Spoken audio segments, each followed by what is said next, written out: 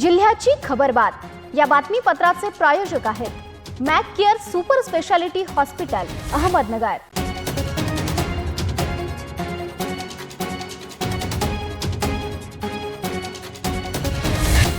प्रेक्षको नमस्कार, मी दिशा न्यूज 24 सह्याद्रीमध्ये तुमचं स्वागत। पाहूया अहिल्यानगर जिल्ह्यातील महत्त्वपूर्ण बातम्यांचा आढावा जिल्ह्याची खबरबातमध्ये। राज्यातील महायुती सरकारने शेतकऱ्यांना कर्जमाफी देण्याच्या दृष्टीने राज्यातील सर्व जिल्हा मध्यवर्ती बँका राष्ट्रीयकृत बँकांकडून माहिती मागवली आहे।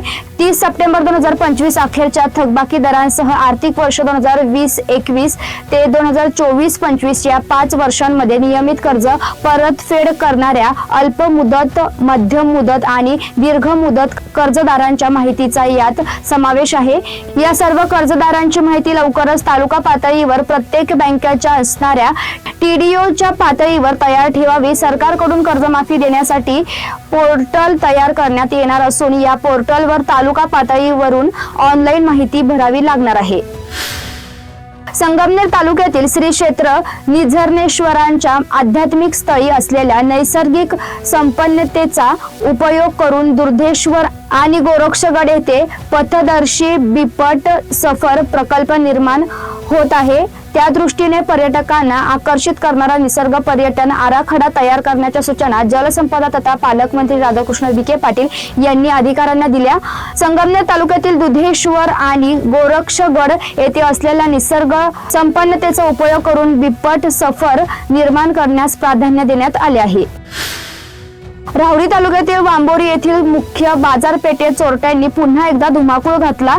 जैन मंदिर व एका बंद घरावर डल्ला मारून लाखोंचा मुद्देमाल लंपास केला। विशेष म्हणजे अशी घटना महिन्याभराच्या आत दुसऱ्यांदा घडल्याने नागरिकांमध्ये भीतीचे वातावरण निर्माण झाले आहे।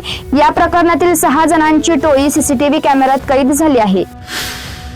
राहता बाजार समितीत शनिवारी सोयाबीनला जास्तीत जास्त 5,500 रुपये प्रति क्विंटल भाव मिळाला।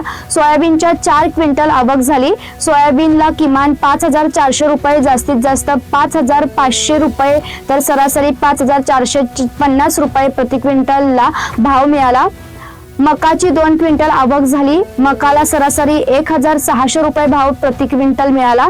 हरभऱ्याला 5,000 रुपये प्रति क्विंटलला भाव मिळाला, अशी माहिती बाजार समितीचे सभापती ज्ञानेश्वर गोंदकर व सचिव सुभाष मोटे यांनी दिली।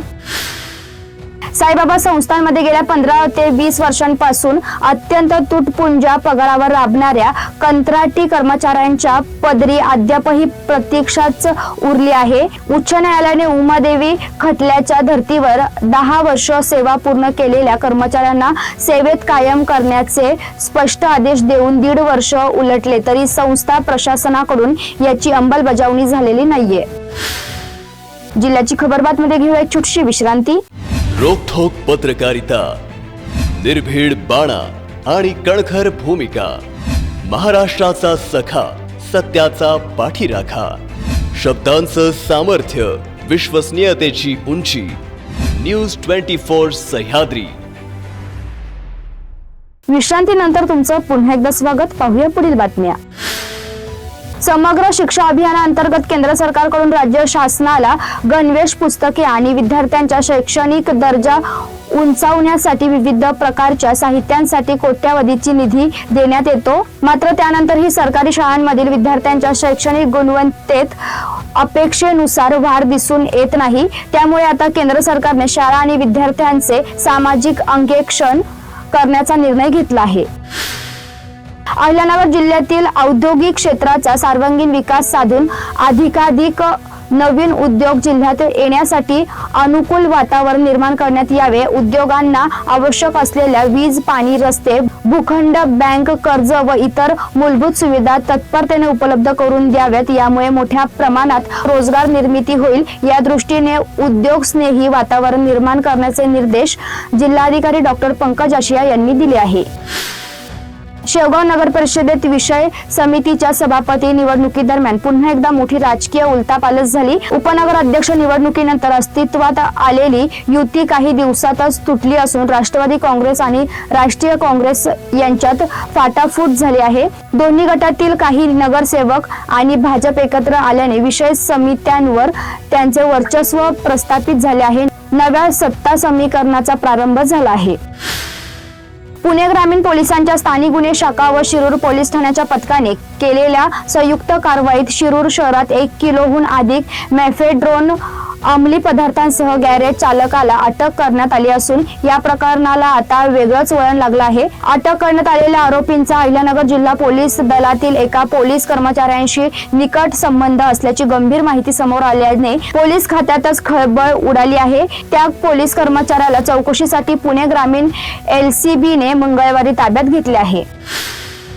शेवगाव तालुक्यातील बालम टाकळी येथील कृषी उत्पन्न बाजार समितीचे माजी सभापती रामनाथ राजपुरे यांच्यावर गुरुवारी दिनांक 29 जानेवारी रोजी दुपारी काही गाव गुंडांकडून झालेल्या भ्याड हल्ल्याच्या निषेधार्थ बालम टाकळीतील व्यापारी वर्गाने आपापले व्यवहार बंद ठेवून झालेल्या घटनेचा ग्रामपंचायत कार्यालयासमोर जाहीर निषेध व्यक्त करण्यात आला असून गावातील गाव गुंडांना पर्यायाने आळा बसणे ही काळाची गरज असून म्हातारी मेल्याचे दुःख नाही परंतु काळ सोकत चाललेला असल्याने गुन्हेगारीला आळा बसणे गरजेचे असल्याची मागणी माजी जिल्हा परिषद सदस्य मोहनराव देशमुख, सरपंच डॉक्टर राम बामदळे, तंटामुक्ती अध्यक्ष कासमभाई शेख, मधुकर पाटेकर, विक्रम बारवकर यांच्यासह ग्रामस्थांनी हल्ल्याच्या निषेधार्थ झालेल्या निषेध सभेतून गाव गुंडांना हद्दपार करण्याची मागणी केली आहे. तसेच हा भ्याड हल्ला करणाऱ्या गुंड प्रवृत्तीच्या तरुणांना पोलिसांनी तत्काळ अटक न केल्यास लवकरच बाळम टाकळी ठिकाणी तीव्र असा रस्ता रोको आंदोलन करण्याचा इशारा देखील यावेळी ग्रामस्थांनी दिला आहे. जाहीर निषेध सभेत उपसरपंच सर्जेराव घोरपडे, माजी सरपंच भानुदास गलधर, माणिक शिंदे, चंद्रकांत गरड, कमुभाई शेख, हरिचंद्र घाडगे, रोहिदास भोगले, सुदामराव शिंदे आदींसह ग्रामस्थ मोठ्या संख्येने उपस्थित होते. गेली 2 वर्षापासून आपल्या गावामध्ये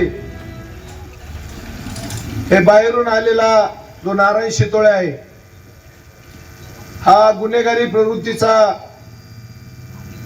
नारायण शितोळे यांनी गेली वर्षभरात आपण जर सारा इतिहास पाहिला तर 4-5 घटना अशा दहशतीच्या या ठिकाणी गावामध्ये केलेल्या आहेत आणि त्याचं पाहून त्याच्याबरोबर दुसरे सहकारी गावातले आपले तरुण काही मुलं, छोटी छोटी मुलं सुद्धा त्याच्यामध्ये आता म्हणजे गुन्हेगारीकडे वळत आहेत. आणि हे या अशा प्रकारच्या घटना आहेत. आपल्याला माहित आहे मागच्या वर्षभरापूर्वी यात्रेच्या दिवशी आमच्या घरासमोरच त्या ठिकाणी धुमाकूळ घालून आमच्या शिवाजी राजपुरे याच्या घरावर दगडफेक केली, दहशत केली, त्या ठिकाणी धिंगाणा घातला. त्याच्यानंतर आपले राष्ट्रवादी अल्पसंख्याक सेलचे अध्यक्ष कमुभाई शेख यांच्यावर एकदा हल्ला केला, त्यांच्या कुटुंबावर हल्ला केला. त्यानंतर आता 2-3 महिन्यापूर्वी आपले चंद्रकांत आबा गरड यांचे पुतणे अरुण पाटील गरड यांच्यावर सुद्धा त्या ठिकाणी माझी ज्या ठिकाणी घटना झाली तिथंच त्या ठिकाणी दमदाटी करून त्यांनाही शिवीगाळ करून रिव्हॉल्वर लावून धाक दाखवून त्या ठिकाणी हे गावठी कट्टे त्यांच्याकडे दहशत निर्माण केली. आणि कालही अशाच प्रकारे एक वाद मिटवायच्या हिशोबाने आम्ही त्या ठिकाणी गेलो होतो. राज हॉटेलच्या समोर चहा घेतला, चहा पिऊन त्या ठिकाणाहून बाहेर उभा राहिलो. अचानकपणे हे 2 जण त्या ठिकाणी समोरून हातामध्ये एकाच्या हातात सत्तूर, एकाच्या हातात कोयता, कमरेला कट्टा, अशा पद्धतीने अचानक माझ्यावर हल्ला केला आणि मी गांगरून गेलो. अचानकपणे काय प्रकार माझ्या लक्षात नाही आला. परंतु सुदैवाने आई जगदंबेच्या कृपेने त्या ठिकाणी बऱ्याचशा कार्यकर्त्यांनी मदत केली. बरेचसे कार्यकर्ते त्या ठिकाणी धावून आले. गेवराईचे काही पाहुणे मंडळी होती त्यांनी त्या ठिकाणी मदत केली, सहकार्य केलं आणि मला सोडवलं. यामध्ये आपल्या गावातले सुद्धा 2-4 कार्यकर्ते, संदीपराव देशमुख असत, टिल्लू देशमुख असत, हे धावत पळत आले. त्यांनी त्यांच्या हातातले हत्यार हिसकून घेतले आणि त्या ठिकाणी तो प्रसंग टळला. माझा सांगायचा हेतू असा आहे की यांची जी प्रवृत्ती आहे की एका पद्धतीने धमकायचं आणि गावामध्ये दहशत निर्माण करायची, ती पूर्ण व्हिडिओ क्लिप माझ्याजवळ आहे, सारे पुरावे माझ्याजवळ आहेत. आणि अशा पद्धतीनं गावामध्ये खंडणी वसूल करायची, त्या पद्धतीनं दहशत करायची आणि सर्वसाधारणपणे गावामध्ये दूषित असं वातावरण गावचं या ठिकाणी झालेलं आहे. प्रसंग या ठिकाणी आज त्यांची हिंमत माझ्यावर करण्याची झाली. उद्या सर्वसामान्य व्यापारी काय, सर्वसामान्य व्यापाऱ्याचं, सर्वसामान्य माणसाचं काय असतंय, त्यांचा प्रश्न त्या ठिकाणी सोडायचा, मध्यस्थी कोणी करायची नाही का, कोणाचा वाद मिटवायचा नाही का? इथून पुढे तर असं घडलं तर कोणी कोणात सहभाग घेणार नाही, कोणी कोणाचे वाद मिटवणार नाही. जिल्ह्याची खबर बातमीमध्ये आपण इथेच थांबतोय, मात्र तुम्ही पाहत राहा न्यूज 24 सह्याद्री.